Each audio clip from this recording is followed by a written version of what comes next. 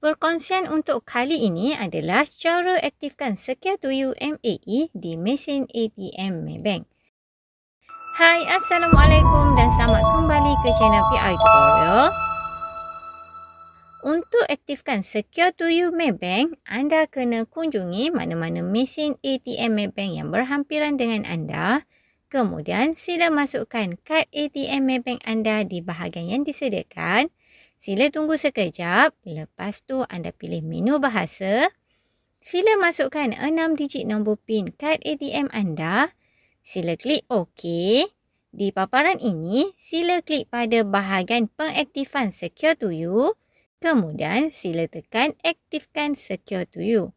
Sila tunggu sekejap dan kalau keluar paparan macam ini, itu maksudnya anda telah berjaya mengaktifkan fungsi Secure2U. Tapi perlu diingatkan, fungsi ini tidak boleh digunakan walaupun anda dah aktifkan. Sebabnya, anda kena tunggu 12 jam untuk tempoh pengaktifan dan untuk tujuan keselamatan akaun anda. So, dekat skrin ini, anda tekan sahaja tidak dan sila ambil kad ATM anda. Simpelkan cara-cara dia. Apa-apa pun, jom kita buat dulu. Assalamualaikum. Jumpa lagi dalam next video. Bye-bye.